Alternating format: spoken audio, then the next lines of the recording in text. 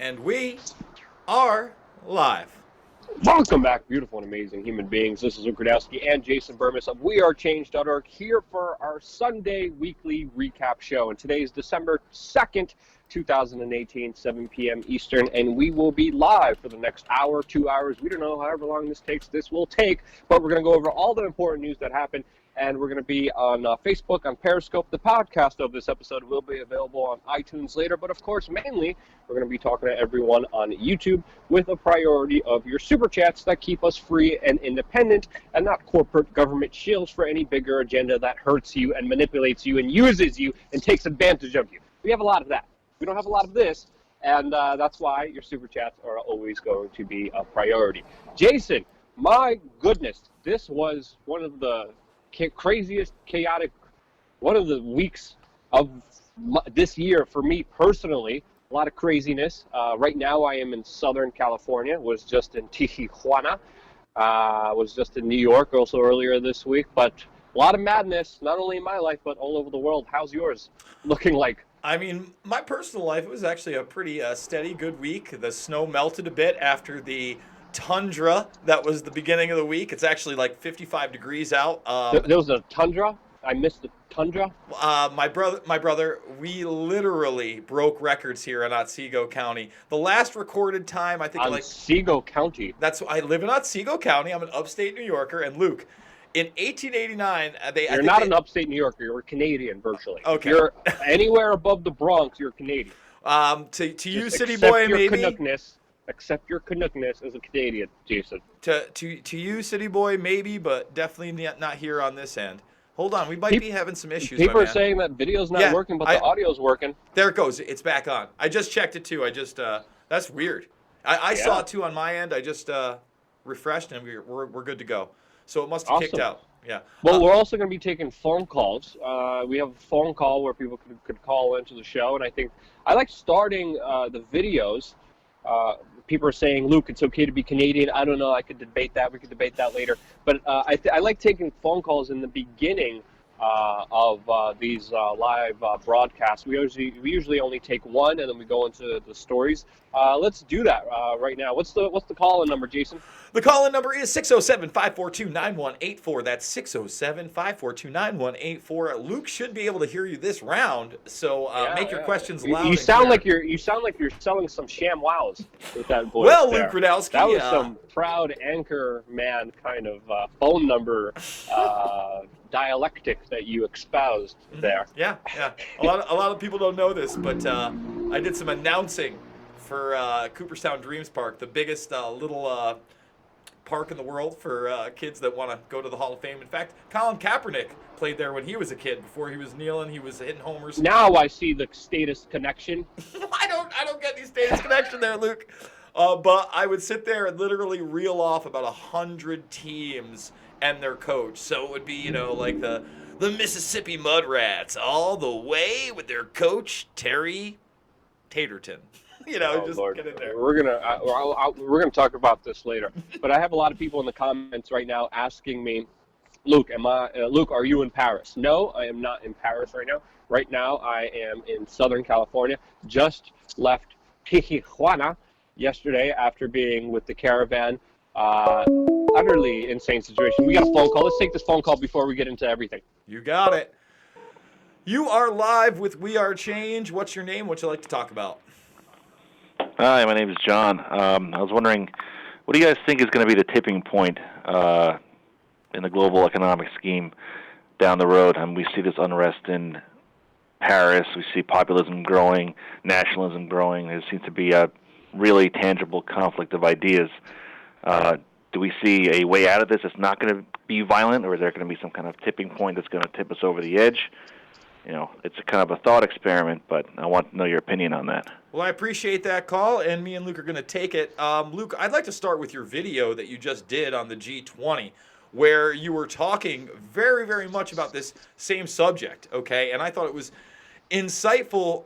Like, you were talking about basically how China has come up from the poorest country in the 70s all the way to the biggest. And I never thought we would see riots on the level we are in Paris, which we are now. And he's talking about the rise of populism. I pray to God that violence never comes to this country. But hey, the really weird thing, and this was also in the video, is that the dollar outperformed just about every other asset this year. This is a fiat currency backed with nothing but the military-industrial complex behind it. So where do you think the manipulations are going? We're going to wait on this call, my man. Well, that's a very insightful question. Thank you so much. I wish I had a magic 8-ball that would tell me the future, but we don't. We can only look at what's happening now and kind of look into the bigger trajectories that we have been on and expect the same.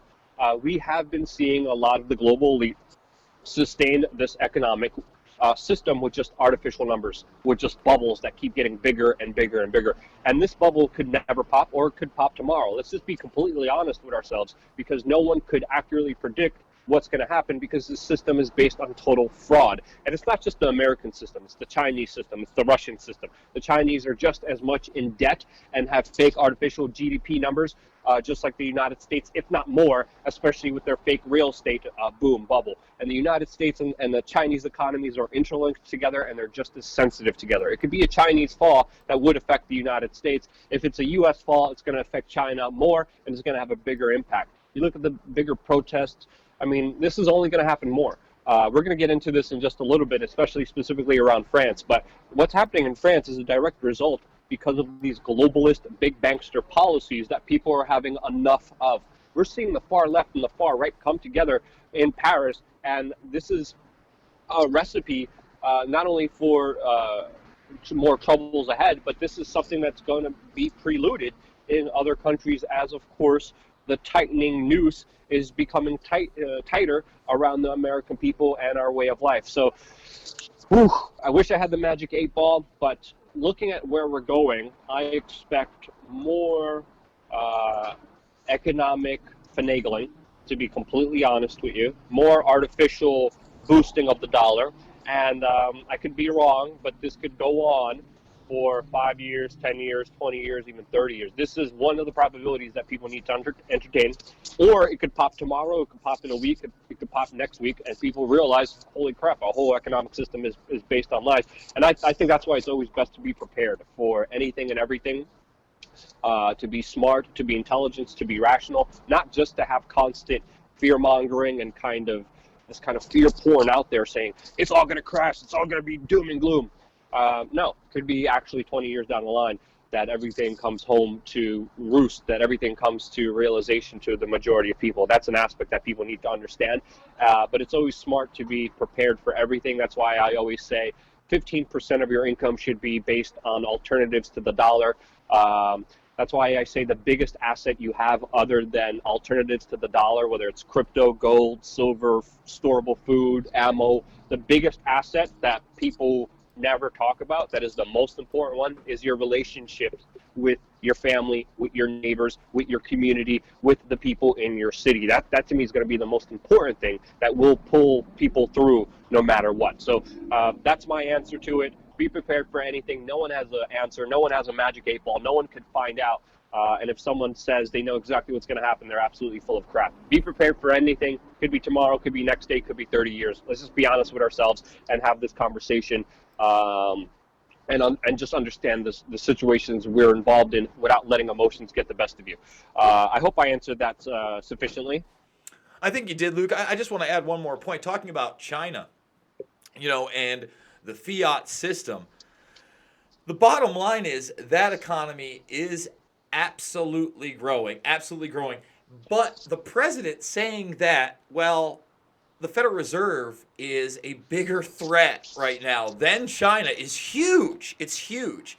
We've never seen the type of collapse, but I didn't think we'd see it in France. I didn't think we'd see riots on the street like that in this country in these last few generations. You know what I'm saying, Luke? So it's very hard for me to say that one day we're going to wake up and we're going to have a 1929 style like crash. We're almost 100 years away from it. We're literally almost 90. I think we're almost at 90 years from that, right? Yeah, and the last time the dollar has rose up as significantly as it has been right before this major kind of collapse. So expect anything to happen, and expect this is why it's so unpredictable. The bigger kind of elites, the bigger controllers, the bigger banksters have artificially manipulated the system so much it's unpredictable to understand where it's going to go from here. Normal economic systems work with inflation, deflation going up and down every 7 years. They have postponed that last move, and everything's still going up and up and up. So that fall is going to be a lot bigger and very significant.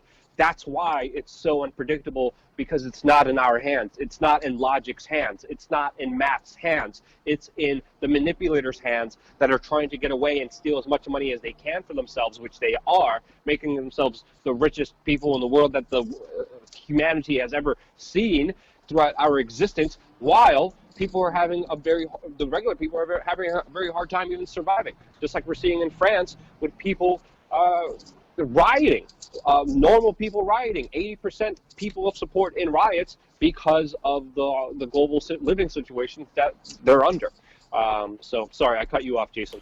No, I just totally agree. I'm just saying that right now we have a president that is chiding the Federal Reserve in public. I don't think going far enough. But hey, we know we're in a fiat system. We know nothing is backing the dollar. We know the IMF is giving out special drawing rights. So the bottom line is we've given almost all of our economic power over to a few banksters. You know, these globalists that are in there, the Rothschilds, the Rockefellers. Remember when they merged back in 17, Luke? 2017, they said, you know what? Or was that all the way back in 2012 now? Could have been back in 2012. I believe it was that right before that, Bilderberg and Chantilly, Virginia. They've consolidated power on a huge level.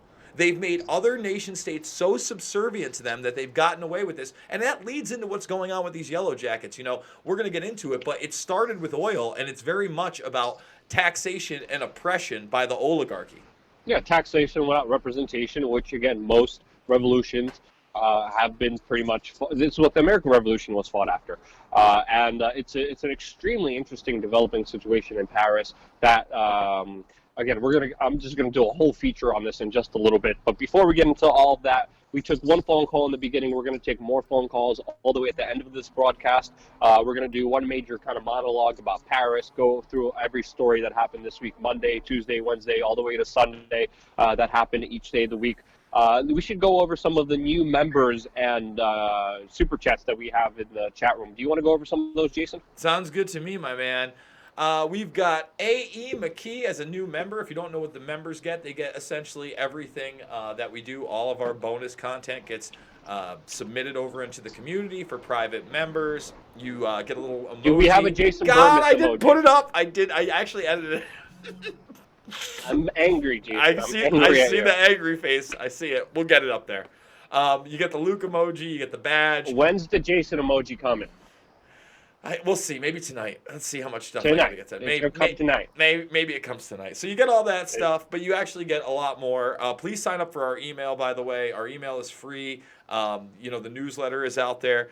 We really appreciate the memberships, and we will go to you in the chat room because those things fly off. Bill Steinbeck, he's given a super chat here. I think he might also be a member. If it's against the law to lie to Congress, shouldn't every president be in jail? Yes, they should. Yes. How about this? Yes, they should. Let's be honest. When we're talking about lying to Congress and that being against the law, it's selective enforcement not only for presidents, but political figures and figures of power alike. If they want you and they target you, they're getting you. They got that's what most of the Mueller Russiagate investigations are. The prosecutions are going after people lying. Meanwhile, politicians lie all the time. But all the major convictions in the Russiagate investigation are for perjury, are for lying. So, again, selective enforcement, just like you said, Jason. Yes, and we got a $5 super chat from Anxious Artificial Intelligence, and we really appreciate that. Thank you very much. I like that name. You know that what? Should be a name of a rock band. I'm going to blow you up right now. I think I saw that thing in the comments, the little avatar. Who knows who Anxious Artificial Intelligence is, but she commented on how babyface and cute you were and how she liked your nose.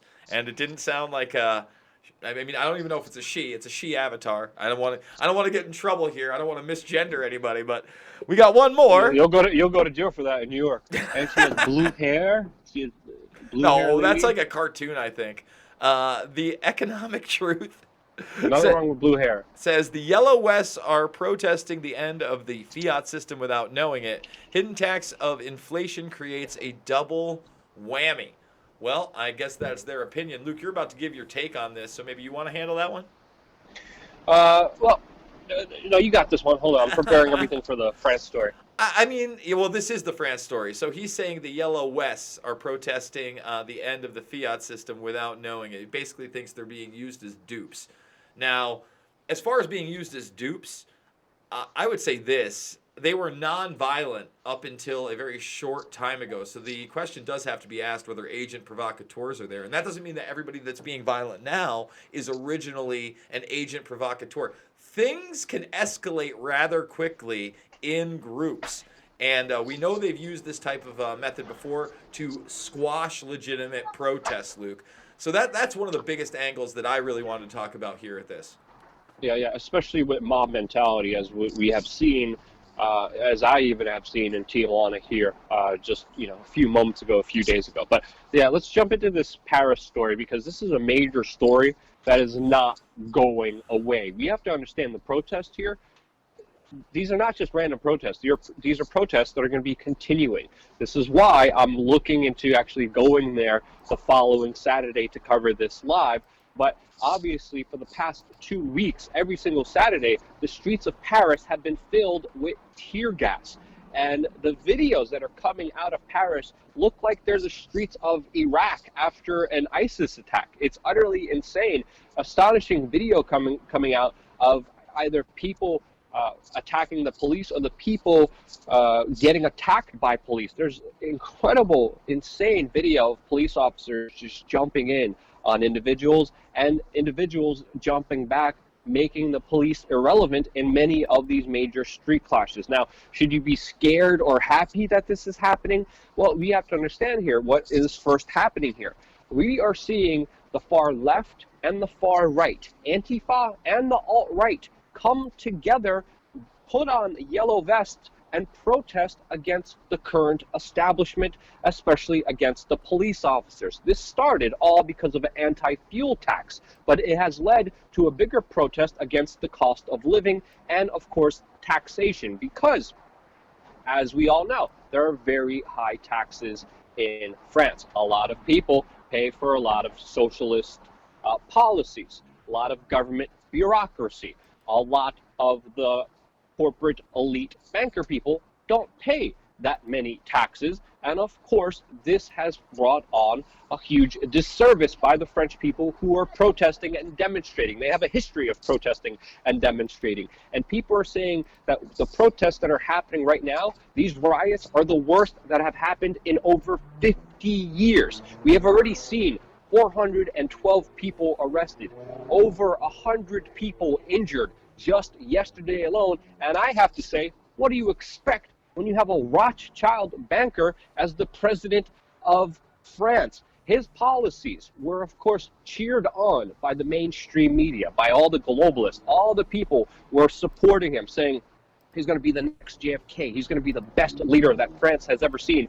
And the people of France are revolting against him because of his initiation of this kind of tax hike on first, gas. But you have to understand here that this man is not a populist, a moderate, not this JFK-like man that the mainstream media brought him up to be. He is a neoliberal. He is a Rothschild banker that is putting on these bigger globalist policies that are becoming more transparent and utterly undeniable. This is why 8 in 10 French people support the protest and shutting down Paris. This is the state that the French government is in, where the majority of people are saying, enough, shut it all down. We are sick and tired of the old ways. We are sick and tired of this new president. We are sick and tired of these taxes. We are sick and tired of being held responsible, footing the bill, while the people who are connected to power, the corruption, the bureaucrats, they're able to get away and not have to pay for any of the responsibilities that we have to. And it's not just, again, just the far radicals here, the far left and the far right, taking advantage of these situations and causing violence in the streets here. It's the majority of people, 8 in 10, and also the firefighters. There was even a demonstration by the firefighters that turned their backs on the elected officials, showing, of course, their support to the bigger Yellow Jacket protest movement. This has reached such a critical level that Macron right now is considering declaring a state of emergency inside of Paris right now, and everything looks almost as if this was Ukraine right before the revolution that took place in 2014. These are major numbers. 80% of the French people view and consider Macron's insufficient with the actions as the neoliberal globalist Rothschild president that he is. And to me, seeing how the media is covering this, focusing only on the violence, not on the bigger aspects, not on the bigger issues here, but highlighting this as a detrimental thing, makes me believe that this is actually something for the better. Because again, the mainstream media manipulates a lot of protest movements. Whenever there's protests that fit the globalist agenda, the mainstream media promotes them. The mainstream media runs with them. The mainstream media does the PR for them. Whenever a protest movement threatens authority, especially high authority that causes a lot of the problems that we're dealing with, a lot of times you only see the violence. But again, this is something that is far more beyond than just street clashes that we're seeing. This is a national outrage and revolt that I'm going to get a better clarity on by being there next Saturday. So definitely stay tuned to this YouTube channel. Your support, your donations, your super chats mean the world to us and allow us to continue to do this. I travel hack, by the way, so costs of travel don't cost me anything. Accommodations, usually it's some cheap Airbnb or hotel or whatever, it doesn't matter, but your support is crucial to this independent media operation, and that's why we're going to be there to investigate everything that's happening in this insane, utterly insane, chaotic situation that is unfolding in Paris, France right now. That's my take on it. Jason, what do you think? And also, it's interesting because one last thing that I wanted to bring up, all the reports I'm seeing, they're blaming the police on the violence for first throwing the tear gas into the crowds that were predominantly peaceful. That's the reports that I'm seeing. What are you seeing on the ground there? Well, I got to tell you, it's just craziness in some of these videos. We can't show you the videos because it'll become age restricted. If you go over to my Twitter feed, I recently retweeted, I can actually maybe bring one of them up, where you just see people running, and it's actually from Bo Derek. You know who Bo Derek is, the actress? Nope. So she's a 70s bombshell. She's in the movie 10. Very beautiful. She's Tommy Boy's mom. She's the evil stepmother in Tommy Boy. And she happened to be in a hotel in Paris, like right on the main drag. And she tweeted just hundreds of people running away from flash grenades being fired on the street. That's insane. Now, there's another video I've retweeted, and you've got again, someone outside of a window focusing on police, 3 police chasing one protester, and they're giving it to him. They're giving him the business, Luke. And you think that's horrific enough? Another 3-4 guys step in and they could have killed this guy. They start giving him the business. So yeah, one person is critically injured because protesters were actually tearing down an entire fence that landed on a bunch of people. So it's important to note that one person is critically injured, but it's also important to note that I can't believe that more people aren't seriously hurt. I covered a lot of different protests in Paris. I was there when they were literally throwing Molotov cocktails. The video's on our YouTube channel. I've been to Paris so many times. Tear gas everywhere. They protest everywhere. But people are saying this is totally different. Bringing together the far left and the far right, causing this huge mass movement that 80% of the people there support. This is something major here. This is something that the mainstream media is not covering correctly, and this is something to look out for because it's not going to end anytime soon. And not only that, it resurrected itself rather quickly. They organized in May of this year, literally 6 months ago, and didn't hit the streets until November 17th.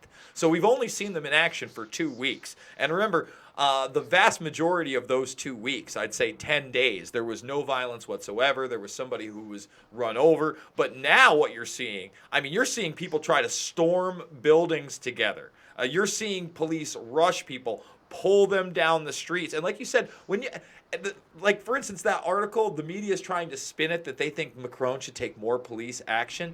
80% say there. And then in that same article, they say 60% of the population's behind the Yellow Jackets. But if you go to even the most mainline outlet, Wikipedia, they admit the real poll numbers are somewhere, I believe, between 73 and 88%. That's an overwhelming amount of people that are saying, you know what? I'm fed up with being taxed without representation. I'm fed up with the oligarchs not paying any taxes whatsoever. I'm sick of the corporate corruption. And all of that is 110% correct. Now, there's a caveat to that. You just did that video about the G20. Every single leader except for Trump signed on to the climate agreement. Now, that includes France. And what people don't understand is that money is taxation being taken from the people and then given to these companies so that they can work into a better solution where there are less carbon emissions. I'm sure that's what they're doing with the money, Luke. I'm sure they're not just pocketing the profits. I'm sure it's not a big scheme. Yeah, that's the most ridiculous thing that I have ever heard. We need to help fight global warming by taxing the average person. Meanwhile, the U.S. military is the biggest polluter in the entire world. No one talks about that. No one talks about all the tax havens and all the tax incentives and all the help and support the corporatists get. We have socialism and communism for the super elite wealthy. Meanwhile, everyone else is just like, yeah, screw off, buddy. We're going to have some laissez-faire capitalism for you, but everyone else is getting the upper hand. And this is something that I think is becoming more and more apparent. There's an unfair advantage. Government is there to create that manipulation to help their mafiosos out, because it's, again, to me, in my point of view, government is just mafiosos. But that's a whole different agreement. We could get in a whole different argument just around that.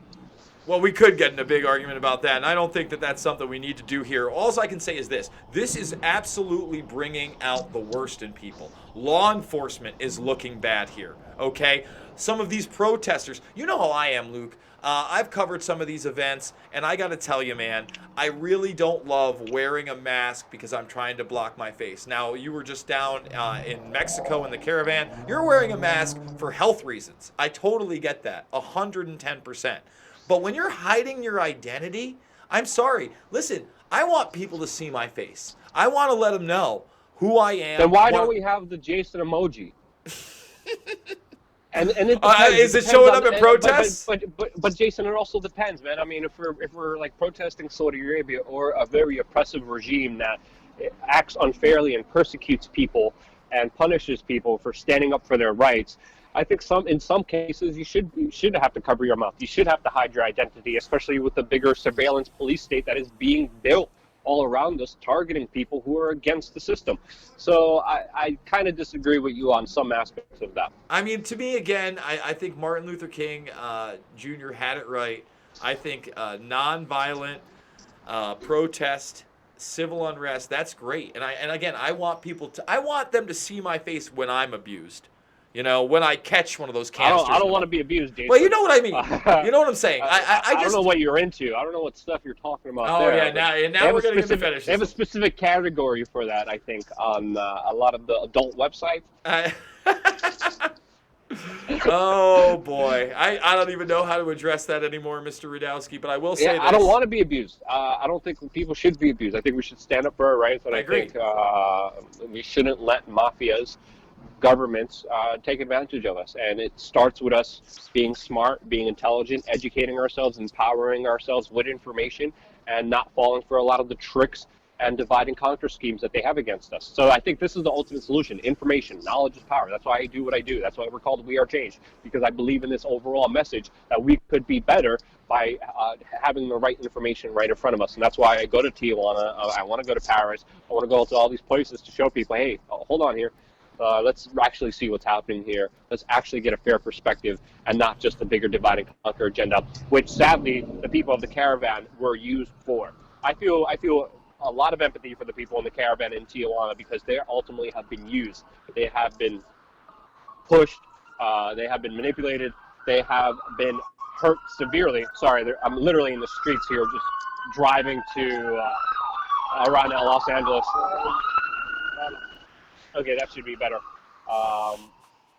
The bigger point that I'm trying to make here is that inform yourselves, control your emotions, and understand that you shouldn't be a glutton for punishment. Life is not about getting abused. Life is about living it to the fullest and living in a free, prosperous life. And the best way to do that is without anyone telling you what to do, how to do it, and controlling you like government or mafia. My own personal point of view, Jason disagrees, but that's okay. Should we get to the super chats, or is there anything else you want to say, Jason? I would just say this. One of the other big reasons I don't want to cover my face is I think that the most effective protest is to actually humanize yourself and Is there a bigger mask? Is there a mask big enough? For that big face of mine? Or that big mouth? I don't know. But I'm just... My nose, dude. Having a mask your my nose. That's difficult, man. Oh, come on now. You can bandana that. You have. Anyway, you just, come on. Old school. You posse that. We'll get you a little hat. Cowboy hat and that, and like maybe even a fake mustache. Anyway. Nothing works hiding this nose. Okay. There's no way I could ever hide my identity anywhere. Okay. All I'm saying is this, Luke.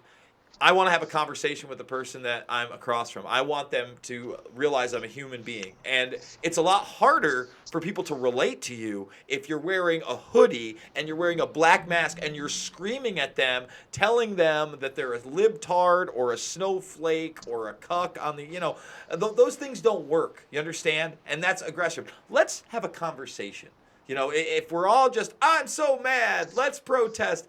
Maybe that's going to work, or maybe people are going to get shot with rubber bullets. Oh, they have. They're getting shot with rubber bullets. So I'm just saying to you that I don't think it's as effective. I think the people should revolt, rise up. But you got a very weird guy as your president. I mean, let's talk about it. Not only is he a Rothschild investment banker, right? And again, anytime you bring that up, here's the mainstream media take on it. Oh, French Jewish leader blasts politician who calls Macron President Rothschild. You can't even make that comment that he was an investment banker. But this is a guy who met his wife when he was 15 years old, and she was his music teacher. And we're not talking about his young 22-year-old music teacher. I was in Paris when he was elected during, of course, the presidential election, and that was a major talking point. And it was weird seeing him with her. So if people don't know, she was 39. She's 63, I believe, right now. 62 or 63 years old. He's 39. He's a year old. He's my age. I'm 39. I keep forgetting how old I am. Oh, I hate getting old. But my point being is this is a person that was groomed into power and some very odd situations from a very young age. And obviously, with connections to being a Rothschild investment banker, you have to be a pretty cutthroat person. I found it kind of funny when another cutthroat person, Bin Salman, I'm not calling him a hero. I'm not trying to talk him up. But when he laughed in his face at the G20, that was some good stuff. That's some good geo. Oh, I do listen to you. Oh yeah, that was interesting. I can't believe that actually came out there. But we did a whole video about the G20. If you want to get our full rundown on that, just go to our YouTube channel. Released another video making a prediction about what would happen with the caravan that came out to be true, also released today. Let's get some of these super chats and let's go over the stories Monday through Sunday and then take phone calls. But the next super chat we have here is by Soul A. She says, "What you're drinking makes you curse perfectly in Spanish, Luke. Stay safe. Good cutie." Oh, it's good enough. Thank you. Thank you so much, Soul. I appreciate that wonderful message. And if you want to know what she's talking about, obviously I've been at the caravan, which is a very unsanitary place where a lot of diseases and a lot of people are sick. So I've been doing my best to take care of myself. I've been wearing masks, like antibacterial, but also having a good diet. I had major surgeries as well in Tijuana, major dental surgeries. So obviously I've been like Instagramming my like work in progress and trying to be healthy. And one of them is me drinking lemon, ginger, cayenne juice every morning. And those things are nasty, and I always eloquently curse in Spanish before taking those on my Instagram stories. If you guys want to see that, check me out on my Instagram, and that's what Soul's talking about. We got another one by Shinzu Music. Says, "Love you guys. Thank you so much. Love you for all your support and all your help. Again, without you guys, we wouldn't be here." You want to get the next ones, Jason? Yeah, let's get to the next one. Sorry, I'm we got looking at 7783. That's, 7783. I don't want to even say that because I don't want to get demonetized, but thank you for the $2 super chat. Avataz, who is also a member, says, Happy Sunday, folks. What is burning more, Paris or George Herbert Walker Bush? One less globalist shill in the world. Let me just say this. I will be talking about George Bush. That's obviously going to be one of the weekly stories. We do not bask in death here, but I promise you, I have got a whole lot to say on that story. And I think I'm going to be taking a few angles that I haven't even taken in the past with the media coverage. By no means did you see as much hero worship as you did with the McCain death. But also, you didn't see as many challenges either. So that's going to be a really interesting topic, but we're going to get to that down the line, so stay tuned for the Bush legacy. And then we have anxious artificial intelligence again. Need to clear up my pick isn't fake. Oh, it's not? Laugh out loud. Sup, Luke?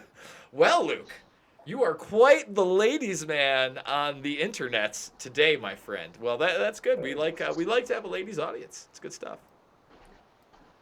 I'm speechless on that. I don't know what to say about that, to be honest with you. Well, do you want me to transition okay. into that first story of the week? This came out Monday, and it was an exclusive. I can't even believe it got printed and where it got printed, Luke. Yeah. Let's go over the first story. So this is Monday's story with from the Daily Mail. You love the Daily Mail, Jason. I got to tell you, it's a great aggregate for news, and like I said, this was an exclusive, and it was hard for me to pass up. I want to read the title to people, and then we're going to read some things that are pretty startling in here. Show you some media spin. Revealed the Hungarian Schindler who saved George Soros from Nazi death squads during the occupation by hiding him behind a cupboard.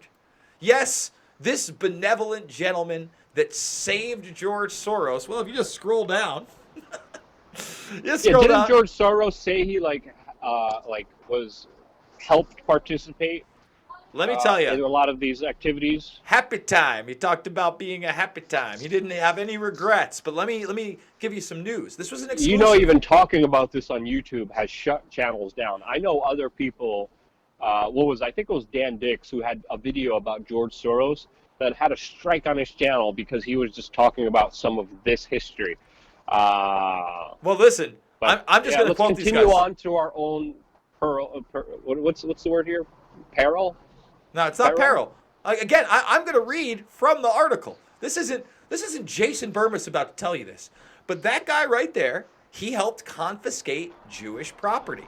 Now, this reveals for the first time I've ever seen, maybe I'm wrong, but he posed as a Christian. Basically, the father separated the family so everybody would survive. I'm not one of these guys that thinks that he was like, woohoo! I can't wait to work for the Nazis! Nazis! People are victims of circumstance, okay? So what the father did is he broke the family up. He gives him to this guy who's basically an auditor for the Nazis. He goes in and takes Jewish property. In this article, it is revealed, I'm going to hit the Control F button so we can find it. His name was, Blonde George, meanwhile, was given the name Kiss Sander. So during the Nazi occupation, George Soros went by the name Kiss Sander. Now his father, in this article, it says his father confirmed, indeed, I've got to find the exact quote because I want to read it. I don't want to be fake news, Luke. Okay? After the war, Soros' father claimed that his son, then 14, okay, charmed collaborationist officials. So that means people that worked with Nazis, okay? Collaboration. This is his dad. During the confiscation, this is the man that took care of him and audited them. They had to then take the property. So what the father is saying is he charmed those collaborators who were taking property from the Jewish people and even helped Bombeck draw up an inventory of the quote-unquote stolen property. So in other words, he helped the guy write up what they would take from people, and he buddied up with the collaborators himself. Now again, these are tough times. But to not have any remorse for that in interviews like we just talked and refer to it as, maybe when you're a teenager you feel like you're invincible, Luke. You feel like you're invincible. It was actually happy time. Happy time, Luke. So this Yeah. was a Daily Mail exclusive. Did not get any play in the media. This is the guy that took care of him. His name was Cassander. He, by his father's admission, worked with Nazi collaborators. It's not debatable. Yep, and we have to understand that this is an exclusive by the Daily Mail, but I haven't seen it anywhere else in the mainstream media. And a lot of critical coverage of George Soros has been either censored, deleted, or just ultimately stopped by a lot of people after, of course, the fake pipe bombs were sent to him by the lunatic, what was it, from Florida? And ever since that issue, YouTube has been working to censor anyone criticizing George Soros, especially bringing up these specific issues about his childhood, which are, again, very complicated issues, but do deserve some hindsight and do deserve to be looked into. So I just want to correct you for a second. Yep. Soros got his package supposedly hand-delivered to his mailbox a couple days before those incidents, and it was never tied into those incidents. That's something we covered, saying, hey, this is really weird. It's quite the coincidence that 2 days before these packages start showing up, somebody supposedly walked it up to Soros's mailbox. And for people that don't know, Soros's assistant actually took that package. It was never shown. We don't know whether it looked like the others or whatever. Took it into the woods, got the bomb squad out there, and they're the ones that took care of that. So I just wanted to correct you there, so we're not fake news.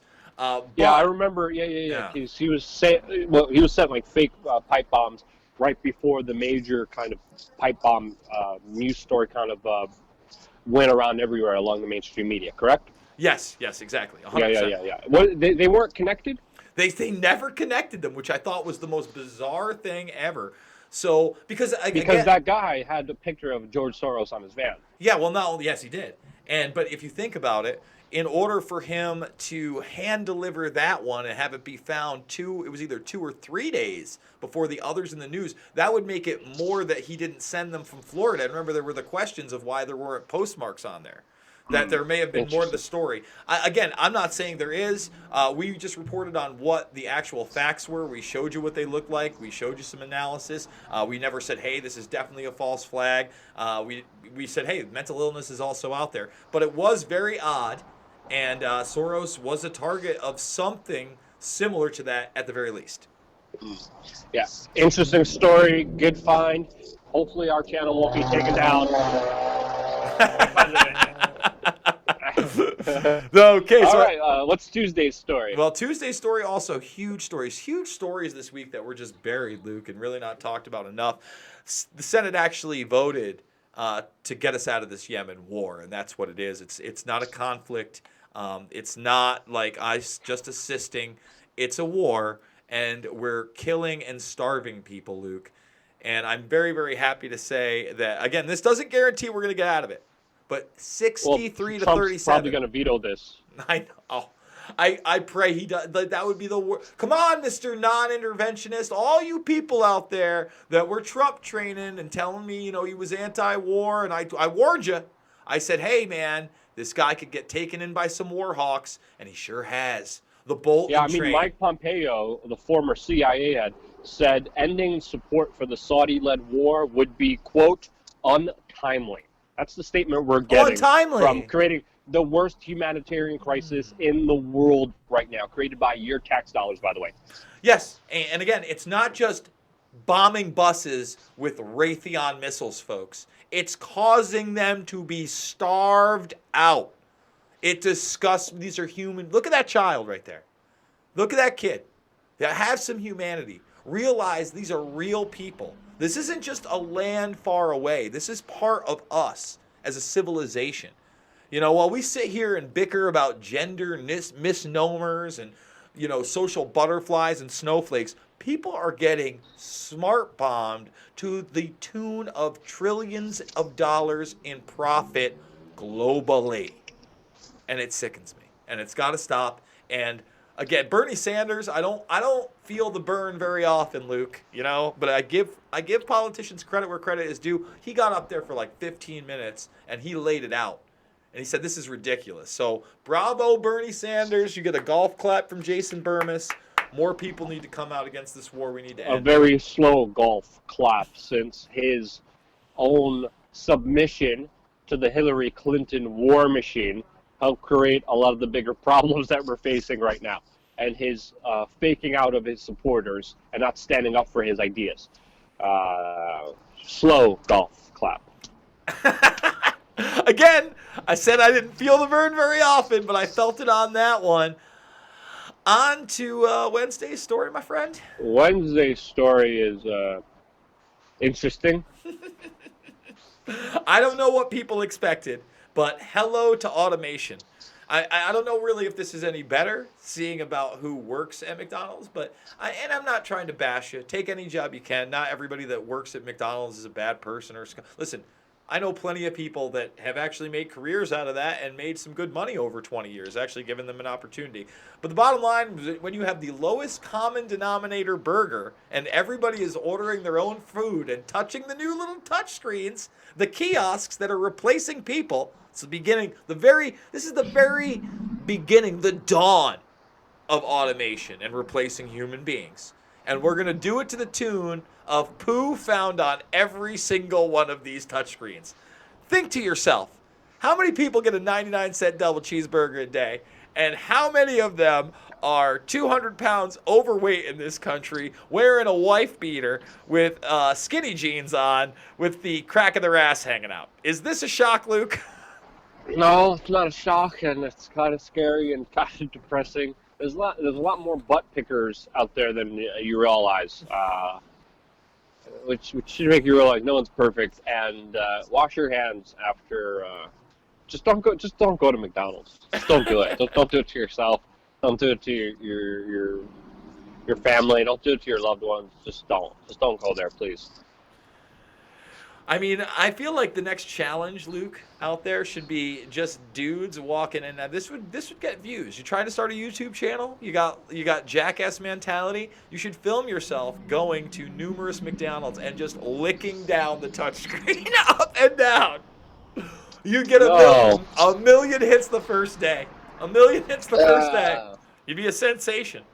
And then you get, what is it, typhoid? I don't know. I don't know exactly what you're gonna get, but it's probably gonna be typhoid a bad time. Hey man, just antibiotic up. Get in there. No. There's a lot of diseases now that are resistant, becoming resistant to antibiotics, and that's terrifying. That's going to be another threat to civilization that a lot of people are not realizing. Doctors are just prescribing and throwing out antibiotics for every little darn thing.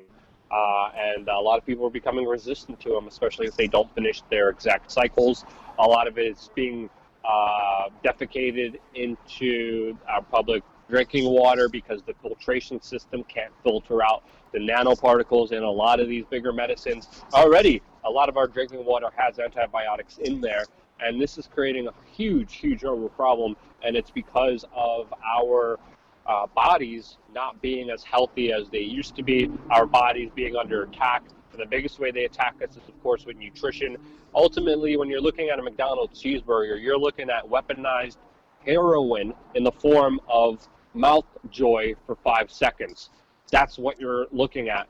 And it is weaponized in a way where it takes away your life force. It takes away from your existence here on this human planet. There's vegetables, there's fruits, but they are not chemically engineered as much as that cheeseburger is to make you addicted to it, to make you wired to it, to make you a pathetic, self-sabotaging hog that is killing yourself.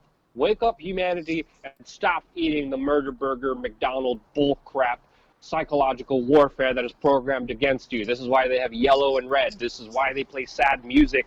This is why they are psychologically engineered and bringing many scientists that study the mind and create jingles and create things that will be stuck in your head so you're always thinking about them. And it is something that needs to be addressed because they are playing on the worst human weaknesses of the human mind to make a profit, and they are making a profit hand over fist. And the only way to stop them is to be informed about what is actually happening. Sorry, I just had to go on the rant there. Murder burgers. No more murder burgers. Murder burger? No murder burgers. No, seriously, when you start looking into addiction and self-sabotaging behaviors, food is one of the worst ways that people sabotage themselves, especially not taking care of themselves, especially not properly eating. all for, 5 seconds of enjoyment in your mouth hole? Seriously. When you look at the bigger context of it, what you put in your body is pretty much the fuel that you have within yourself. It affects your mind. It affects every aspect of it. Your gut is linked to your brain. All your bodies are interacting together. And if you have a crappy diet, you're going to have a crappy attitude and you're going to have a crappy life. And really, small micro changes in your existence will lead to a better, bigger, significant change in our overall lifestyles and the way we conduct our lives and the way we live all together. Exercising, eating right. Those small changes have such a profound impact, even though they sound so insignificant, that it's really, really critically important to keep bringing up and keep telling everyone, hey, fix yourself before you try to fix the world. That's the journey I've been on. I'm going to be sharing more of that, of course, in the email newsletter that we have on WeAreChange.org. So make sure you go to WeAreChange.org, sign up on our email list if you want to see what I'm personally doing to try to fix myself, because all of us are screwed up, and it's really all of us. It's up to all of us to try to make ourselves better. Well, I'd also like to say this. One of my favorite sayings, Luke, is nothing tastes as good as skinny feels. And that's so true. I know you've always been a skinny dude, but for some of us out there that have hit that 237 mark, almost 240, I could use to lose a few pounds right now myself. But the truth is, you do feel not only when you're skinny, but when you are in shape, when you are active, people think that you're going to have less. Oh, I'm going to just be so tired. The truth is, after you run that mile, after you pick up those weights, you feel a lot better during the day. You're energized. You look forward to things. It has such a profound effect on your mental state. You just got to get through that barrier of the first couple weeks of pain, and then you really end up just wanting to. That pain is so small in comparison to the gains you have mentally and physically that it's a joke. And I just want to let people know that's a real thing, and anybody can do it. You can be better than you were yesterday. You don't have to be the best out there. You ain't got to be an Olympic runner. You got to dunk a basketball, all right? But you can take that walk, you can dribble that ball, and you can shoot inside hoops on one of those little mini hoopsters. It all starts with the small decisions you make in your life, and your diet is one of them. So make sure you choose wisely. Just like Yoda said, your thoughts become your, thoughts, ideas.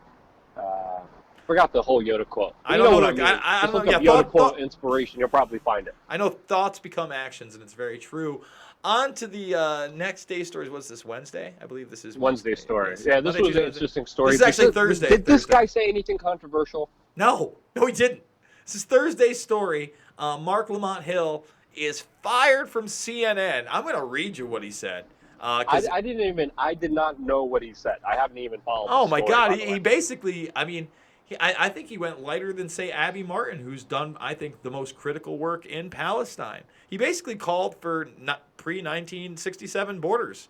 If we are standing in solidarity with the Palestinian people, we must recognize the right of an occupied people to defend itself. Hill said during a portion of his speech comparing the Palestinian movement with the American civil rights movement. He's right. We must prioritize peace, but we must not romanticize or fetishize it. And in his speech, he said this on Twitter, in my speech, I talked about the needs to return to the pre-1967 borders. That's what Jimmy Carter, our former president, has said, to give full rights to Palestinian citizens of Israel and to allow the right to return. No part of this is a call to destroy Israel. It's absurd on its face. And I completely agree with the guy. And this is how they treat you, Luke. They fire you. They fire you from America's news network, the most trusted name in news. Well, this just shows us what kind of times we're living in and what times we're going into. We're going to total censorship. You can't criticize, any form of authority. You can't criticize any special interest that, of course, people have a monetary gain to because everyone's looking out for themselves and their own best interest. We have to be aware that this story needs to get out there because it is chilling to see this happen on the mainstream level, which is only going to, of course, expand and reverberate to, of course, the alternative media, which has already been getting hit for talking about lesser things than what this guy said of the former CNN guy. So again, absolutely terrifying what's happening. And what's really bad, Luke, is the bottom line is you can't have legitimate criticism of Israel without being smeared everywhere. Again, just talking about, for instance, Macron's association with the Rothschilds, which he has, you're an anti-Semite. You're not allowed to talk about that. When someone like Mark Lamont Hill says, look at these Palestinian people, their borders have been encroached on, there's a huge wall, the military presence there is absurd, and they're being oppressed. Yes, they are. That's a real thing. And you know, I just want to give a shout out to all the real anti-Semites out there. You do the real people like this, who's doing a good thing and telling the truth, a huge disservice. A huge disservice. When you spread your hate and your race-based nonsense, you screw over those Palestinian people that you, in your twisted, warped little mind, think you're helping. You're not helping them, okay? You're giving ammo for these people at the ADL to come after actual critics. A problem cannot be solved from the same energy that it was created, and that's why all this hateful, angry kind of bigotry will never suffice to any towards any solution, and needs to be addressed. And I'm happy you made that point, because it's an important point. You cannot become your very own worst enemy, and what these people are doing is extremely detrimental to whatever they think they're doing. But again, a lot of it is also disinformation. A lot of it is also psychological warfare and paid online trolls, government trolls, trying, of course, to manipulate public opinion, trying to, of course, give a perception that is not true. And this is why Israel, the United States, Saudi Arabia have online paid trolls and whole programs within their military to, of course, send out disinformation and try to sway public opinion. And this is why I think we're seeing some of the comments that we're seeing, not because it actually exists, but because it's a great weapon to try to close off any dissent against those actual powers. And I think it's been a strategy that they've been using, and it's been working. And it's something that we're not going to play to. It's something that we're not going to encourage, and something that needs to be addressed. No, absolutely. And again, Avitas, one of our members, said plenty of online paid trolls in here, low. Yeah, I would agree. Anyone going against the system, of course, is monitored, is looked at, is closely. They want to control the discourse. They want to control the conversation. They control who sees your videos, who doesn't see your video, and of course, they also have a huge part in the comment system that you guys are being a part of. So every time you're looking at comments, also understand a lot of those comments could be manipulated. So be aware of that as well. 100%. Let's move on to Friday's story, and this one's actually a lot spookier than I think people realize. I thought this was pretty crazy, but this is also going to show you the future. Get ready for it. Yes, Apple has actually put together a patent for sensors for an iSheet. Let me repeat that. We're not just talking about... iSheet sounds, it rolls off the tongue very easily. iSheet. iSheet. My point is, Luke, that everything is becoming digitized. It's not just a track trace database society in your purchases and consumerism and what you talk about, but they're going to be putting sensors in sheets to see how you sleep at night. If that's not alarming to people, I don't know what to say. Yeah. I mean, I sheet after listening to this story. And by the way, I want to show this. It's right behind me right here. But we're looking at it, and this is the actual structure. And remember, with nanotechnology now well into 30 years, 3 decades of existence, you're going to see more and more sensors like this. So it's not just going to be your sheets. It's going to be your headphones that you're wearing. It's going to be your hats. Your watch already has all sorts of sensors. Remember, your phone has an accelerometer and a gyroscope, and those are built-in sensors. But they're going to get smaller and smaller and smaller, and they are going to be part of your clothes. I mean, Leah Stu says, will they use iSheets at McDonald's? That's Lee Stewie. That's Press for Truth right there. Yeah, Lee Stewie. Yeah, Lee. I said that right. I said that correctly. Well, guys, if you don't know Lee, you should check out her work. She does some great work as well, and thank you for being in the comments section. But yeah, technology is going really far, and this is where we're at today. Think about that, your sheets. Would you think that when you, and who's going to buy this? I'll tell you who's going to buy this. The people that buy the iPhone, they're like, you get a free bed set with the iPhone 15. You're going to get this awesome bed set, and it's going to know how many times you're bumping and grinding. It's going to know, I'm waiting for the rectal implants, the iPhone rectal implants. It's coming. They're coming. If they're not already in development right now, the rectal implants. Probably already exist in China. All right, Friday story or Saturday story. I agree. Well, here's the big one, and you want to go off on this? I'm gonna. I can't help. Should myself. we even go after? Let's because it's late. I have to go and do a whole bunch of stuff, and we still want to take a little bit of phone calls. Should we end Sunday story? I don't think Sunday story is that big and important. It's just Elon Musk being told to stop smoking and drinking unless you find it important. No, well, the only reason I was going to talk about the Musk story, and let's do it quick, I guess, right now, is the fact these guys basically become a cartoon character at this point. He shut down the tunnel system this week, Luke.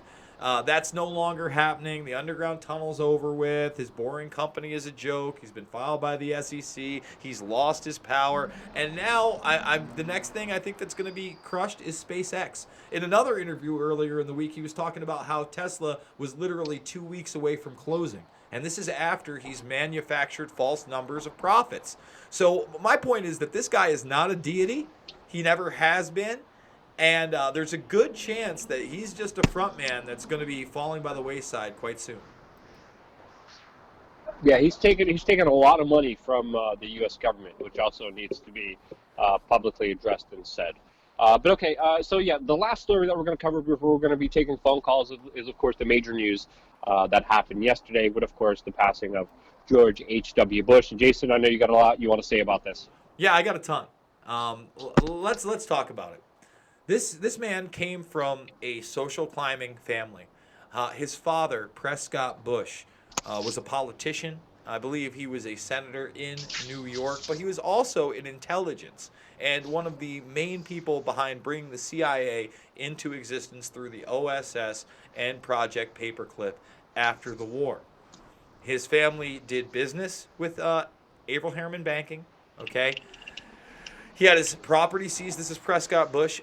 Because of his dealings with Nazis before and after the war from J. Edgar Hoover. And this is a man that rose to those echelons in power through intelligence. Publicly, he was the head of the CIA just out of nowhere, but he's also named in a document during the JFK assassination by J. Edgar Hoover as the lead CIA officer, George Bush. And I've done videos on that. He seems to have his hands in that. And there's a great documentary out there called JFK 2, The Bush Connection. Outside of that, this is a man who espoused a new world order like no other as president. After he made his way into the vice presidency, he had connections to a man who walks the street today, Hinckley, who shot the president. Think about that, folks. His brother, Neil Bush, who was also highly involved in the BCCI banking scandal, look into that, got away with it. Thank Robert Mueller and friends for that one, okay? He was supposed to have dinner with John Hinckley's brother because his family were huge donors to the Bush campaign in the early 80s when he was running for president. And when he didn't get the presidency, it was really weird that Reagan got shot by a guy that was associated with him. And a guy that shot the president walks the streets free today. Okay? This is a legacy of a man that was in the back pocket of the Kissingers of the world, of the Rockefellers of the world. He is the Iran-Contra mastermind so much that he and Oliver North are actually outed in American Made, and they show a actual vintage news clip during the credits of that, where he's asked about his involvement. Now, Lee Hamilton, one of the heads of the 9/11 commissions, a liar extraordinaire, someone who was involved in the Warren Commission, actually stated on television after the Iran-Contra affair blew up and it was all over, that the vice president was not honest to us to the degree necessary after reviewing these documents. Basically saying, yeah, of course he lied to us. My point is this. He never paid for his crimes. He reached the most upper echelons of power he is being praised in the media, and the only criticism, Luke, that I have seen about him, okay, is that he was a whitewasher of the LGBT community. Is that a joke? Excuse me? Yeah, I, yeah. I mean, that's what the Huffington Post. If we're gonna go after this guy in any legitimate fashion, because again, I'm not here to tell him to burn in hell. I'm not celebrating his death.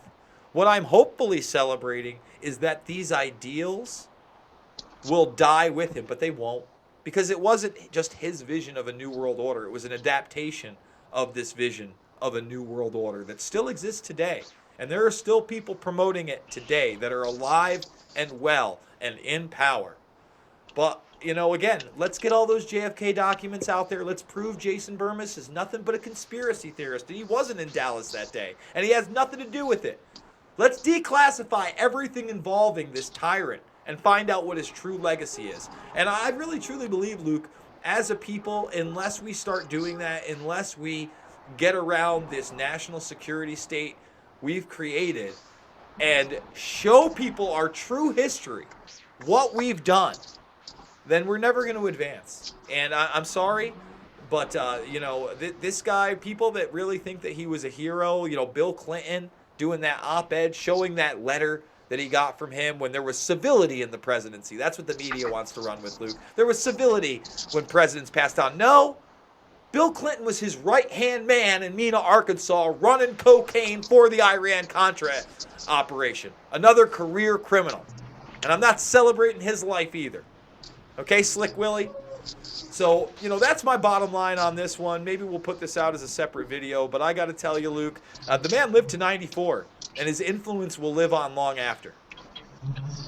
A lot of influence, a lot of underground stuff, a lot of information for us to still find out about the kind of bigger history and a lot of the actual things that happened with this man. And maybe now we'll get some of the JFK documents. I'm not one for celebrating death. I don't think anyone should celebrate death. We don't want to become the enemy that we're fighting, but there does need to be some hindsight and some kind of greater understanding here, and of course a rational way that is not just filled with any kind of hatred.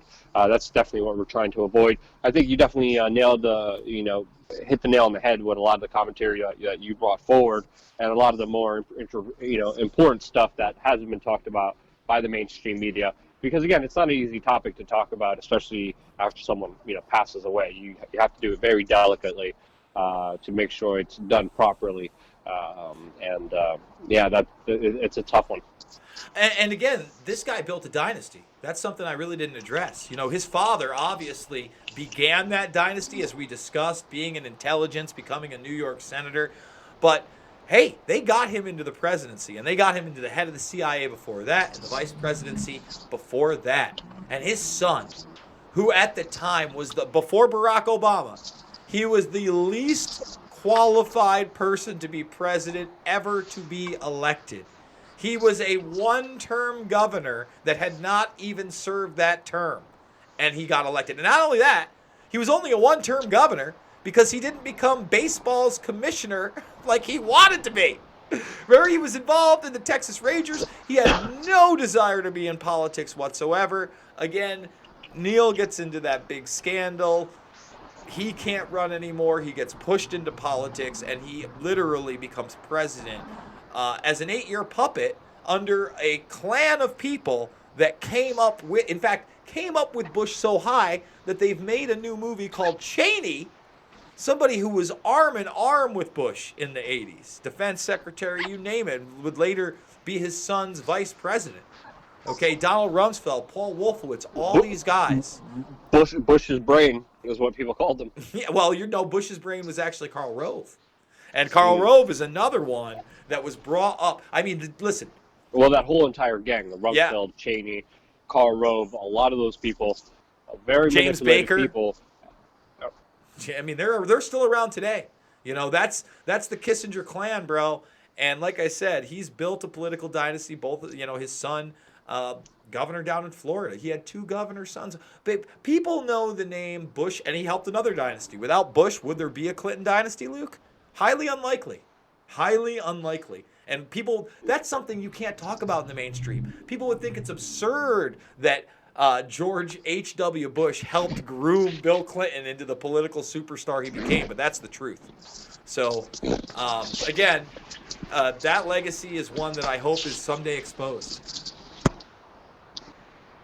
An important legacy that definitely does need to be covered correctly. I just lost power to my computer. My phone is a little bit running out, so let's get through some of these super chats and maybe take some phone calls, unless you want to say anything else about the specific topic, Jason. Nope, that's it. Let's just do it up. Let's see. So you've done...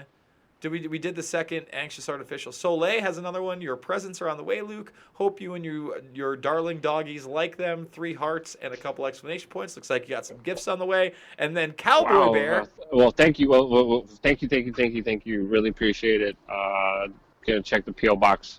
I'm gonna Instagram it just so people see what's going on. Oh, he's getting the Instagram. Full transparency. Full transparency. Cowboy Bear, thank you for the super chat. Are you so mad with career criminals in government when you vote? I mean, Luke's probably going to say, I just protest, vote, and blah, blah. I don't like the system, and I don't like career criminals. And I do vote, actually. I mean, yeah. I don't support voting for the lesser of two evils because you're still supporting evil. And the real solution is going to become when we take self-responsibility for ourselves and take the actions that are right for us as individuals instead of looking for mob mentality or some other gangsters to put a gun to someone's head to do what you want. Government is mafia. And that's my own personal point of view. So we are going to take calls again. I got the ringer on. It is 607-542-9184. That's 607-542-9184. A call in. Let us know what you want to talk about. And me and Luke will address that in the conversation. Hopefully we get a couple more calls in. And then there we go. Let's see. You are on live. What's your name? What would you like to talk about? Hi, my name's Nick Unger. Nick Unger with a U. All right, Nick, what's up? And I just wanted to thank you two so much for being the last stance in journalism. You two are the real guerrilla radio. You're the underground. And I appreciate you, Luke. I appreciate you going to Tijuana, Mexico, and giving us the truth, basically. So that's what journalists do. So. Well, thank you so much. And Luke, honestly, and we really do appreciate that call. Luke, you being down there and seeing it, like I said, yeah, and reporting it, and just being amidst the filth and being amidst the thousands of people and the chaos down there. What was it like at the main part of the border? Were they able to mask that at that point when you got down there a couple days later, or was it there just so much chaos strewn out? Was it almost like, I want to call it a treasure trail, but you would see a small amount of gathering and then more, and then as you approach the stadium, did it just get out of control? Well, it's chaotic to say the least. Did you have any other? Did we have still the caller? I want to know if you had any other questions. I'm going to answer this one first though before going back to him. When you walked around, there's obviously tents all over the street. The baseball field where they were encamped was in a very rough area, so there was also a lot of criminal activities from local Tijuanans. So of course a lot of people stuck around the main baseball camp, but they were all outside and inside of the main kind of skirts of it. And when the Mexican government kicked them out of that baseball field, there's people who protested by setting up their tents outside, and they weren't moving. And there was about 20 individuals who did that. So those people are probably going to be moved by the Mexican police shortly away from that area, which was very close to the touristy area, but also was a very shady area. And just walking into it, you knew what you were heading into slowly. And yeah, obviously it's hit tourism there. We've got another person on the line. Caller, what's your name? What would you like to talk about? It's your favorite snow Mexican, Lee, from Press for Truth. How's it going? Snow Mexican. A snow Mexican? I don't know Snow what that's Mexican. about. Come on. Snow Mexican. Look, you love Canada. I've never heard of snow Mexicans. Nope. Canadian is already like, oh, ugh. I never heard of some snow Mexicans before. Oh, Luke. I like Mexicans. I like everybody. What's wrong with Canada? I've never had a bad experience. Yeah. Not that I've been there a lot. I mean, but I've been Well, there. Luke does have a history with Canada. We did ban him for what was it, 7 years? Yeah, I've been banned from Canada. That's why I have such a distaste towards the Canucks. And like, what has come out of Canada? Share, right? Shares from Canada. What else do you guys got? Maple syrup? I mean, come on. Yeah. Pancakes. No one likes pancakes. Everyone likes waffles. Come on, man. That's debatable, but like, I don't know. I kind of don't blame you. I would like to seek refuge out of this country, considering our prime minister is an absolute joke. That's what I'm actually calling about, because I want you guys to, I don't know if you actually have addressed the Global Migration Compact that's going to be signed in less than 10 days. It's, all the different countries that are going to be signing their sovereignty away to the UN, which makes migration a human right, allowing migrants to go wherever they want for whatever reason. I've been covering the open border up at upstate New York and the border of Quebec City, or Quebec, at Roxham Road there. And, these countries that are signing the Global Migration Compact are handing over their sovereignty. And to these globalists, like, migration and immigration is a big business. And, even the media's in on it. The media says that, like, if they don't positively promote their country or positively speak about the Global Migration Compact, that they could actually have their funding taken away from us. So it's important for citizen journalists to start talking about this, because the mainstream media, there's a complete blackout on this. And I also want to mention the countries that have taken a stance against this Global Migration Compact. It's the U.S., Hungary, Poland, Austria, Croatia, Israel, Australia, Italy, and Slovakia. I mean, look at Poland. They're completely independent. People can learn from that country, and they're doing great things over there. And I just wanted to thank you guys for doing what you're doing. And I won't keep your time, because I see Luke is itching to go, and he looks kind of hungry or something. So very hungry.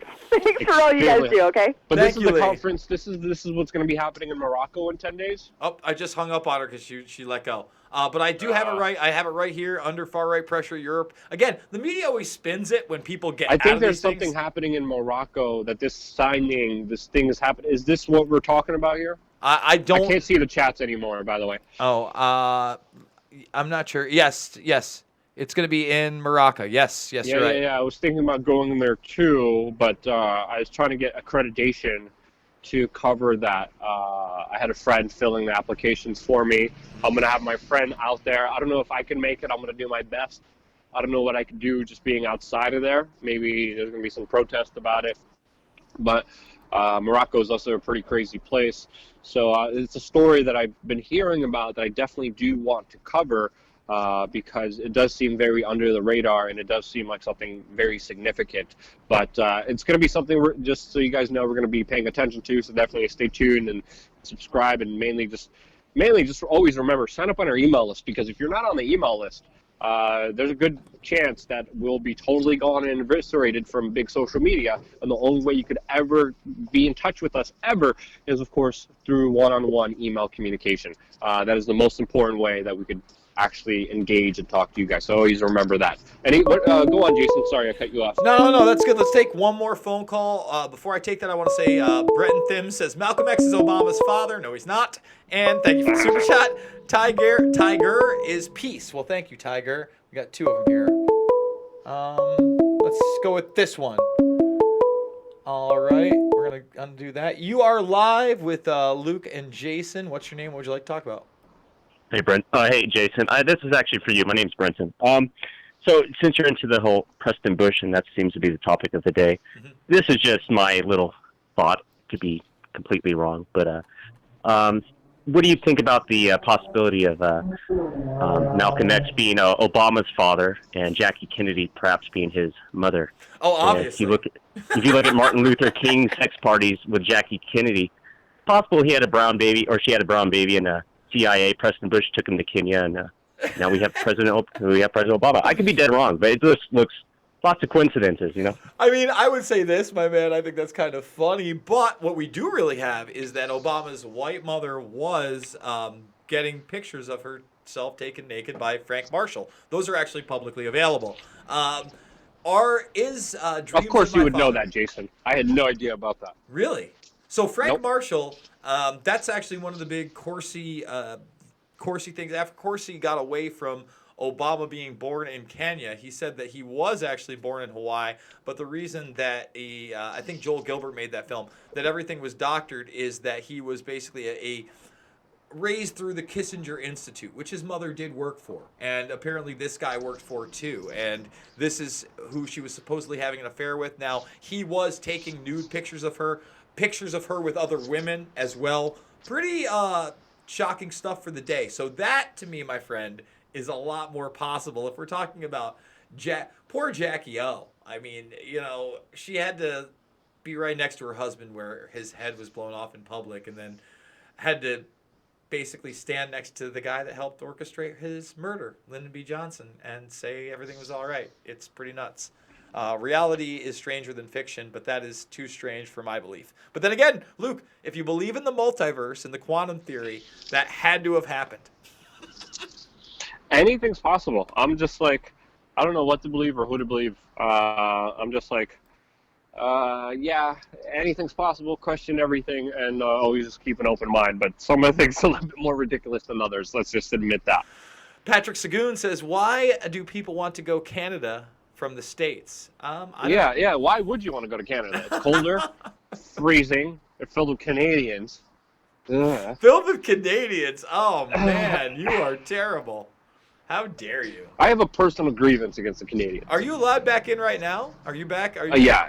I got a lawyer. I have to get a lawyer involved. Have a whole bunch of paperwork. Every time I go into Canada, it's always like, are they going to interrogate me again? Are they going to rip apart every single piece of thing that I have with me and keep me in a holding cell for 8 hours because I dare to have a political opinion that they may not agree with? So it's just always like, I'm a Canada, and then it's always cold.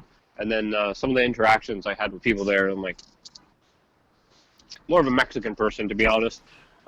Mexicans prefer that country a lot more than the Canucks. No offense if you're Canadian. You guys won't tell me you're offended anyway. You'll just say sorry, and that's okay. That's fine. This is going too far. All right, is that going to do it? Are we going to wrap it? Yeah. I mean, I'm exhausted. All my batteries are dying. I'm here somewhere, like literally in the streets of Southern California. So I think it would be good to call it here. We've been going on for a while. Really just I like the show. This is fun. This was a good show that we did. No, yeah, it was a good one. I mean, a lot of news this week. I'm not going to lie, and a lot of surprising news. Yeah, I would have thought. Yeah, it's been crazy. Yeah, it's been absolutely insane. Would not have predicted the riots, obviously. Didn't see that coming. I would have always thought that Kissinger... honestly, the way I found out about Bush is all of a sudden it popped up in my messenger while I was doing something else. Ding dong, the Bohemian Grove high priest is dead. And I just assumed that it was Kissinger. And then, of course, I looked and I saw that. I mean, Kissinger's going to... He might outlive what Rockefeller did at 101. Henry Kissinger is going to live to age 500. Let's just admit it. Let's just be honest here. He's going to live for a while. All right, folks. I want to direct everybody over to the Pulse Change channel. Please like and subscribe that one as well. Make sure you like and subscribe here. Hit those notifications. Share these videos. Go over to the Facebook page where a lot of the news that we don't cover on this show but is just as important is also posted. You get great memes there, links to other videos, other ways to share our content. Sign up for the newsletter to make sure you get all our videos in a week. And if you can, become a premium member here or over at the website and get even more bonus stuff. Luke? Thank you, Jason, for doing the show with me. It was really fun. I hope you guys enjoyed it. If you did, share it with your friends and family members. Really appreciate all the amazing human beings that make this broadcast, that make this independent media organization possible. It's mainly you. Again, from the bottom of my heart, thank you so much. Stay tuned for a lot more. I'm going to keep busting my butt, working my hardest to give you the actual truth of what's happening on the ground, all over the world, anytime, any place. Love you guys. Stay tuned for more.